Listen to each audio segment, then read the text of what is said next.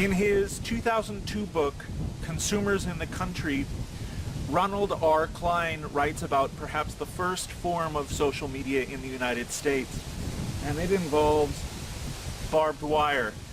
In rural America in the 20th century, it took a long time for phone lines to be extended, the phone lines we recognize now, to very rural and remote areas.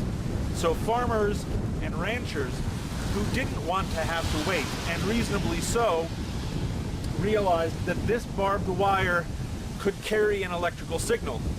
It literally was a line that extended miles and miles and miles along ranches, along roads, before Ma Bell ever set up a phone line.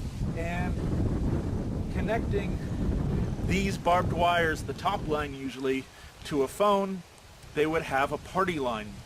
There could be only one signal that would be sent up and down the line. Anyone could tap into it, and often people did. There are tales of people running the batteries out on their telephones because they are listening to music that someone else down the line is sharing. As Ronald R. Klein documents, this is perhaps the first music sharing social media in the United States. This also created a different kind of community. When there were important events, such as the declaration of World War II, or fires spreading down the line, people would share this information. It was collective. It was not individual one-to-one. It was one-to-many and many-to-one, back and forth along a barbed wire. When we speak of an activity being online, we should recognize the original analogy to communications over a line, a wire. Similarly, when we speak of pinning to a board, as in Pinterest, or a bulletin board system, we should recognize the physical original analog of the current online activity. Is a bulletin board here a piece of social media? Is there any kind of communication backwards and forwards going on, or is this a piece of mass media? What about a writer board? There are writer boards now online. They used to actually be boards that would have pins to them on college campuses.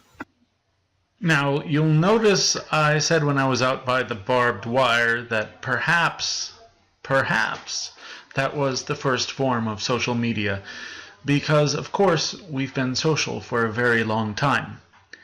Our talk has long been non-mediated, face-to-face, but we might say the first form of social media in which we had mediated communication, mediated by some form, was the letter, in which people were sending information to one another, either by messenger or later by post office.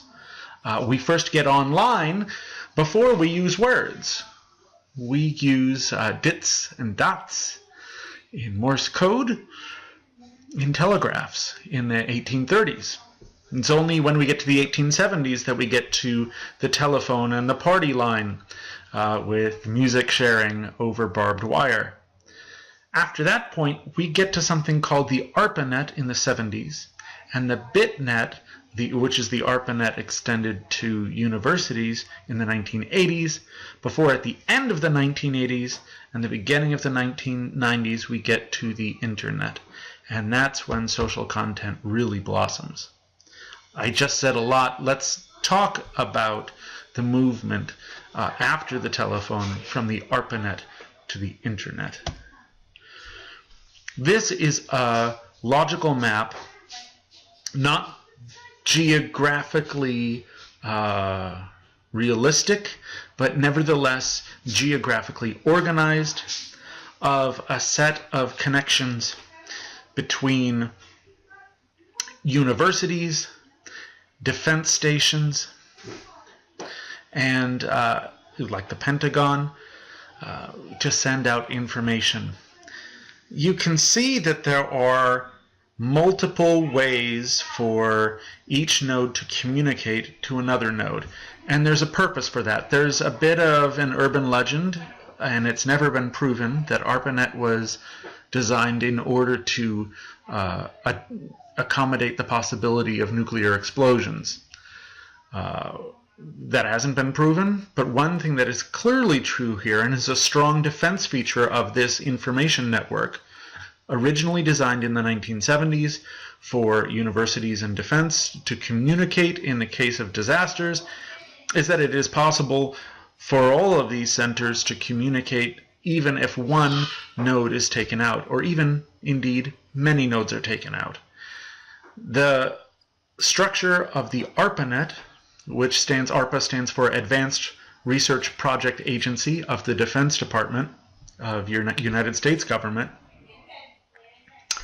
it represents the same structure of the internet today, in which there are multiple ways for an information packet to get from, say, MIT at your upper right over at your upper left over to Hawaii or down to Stanford.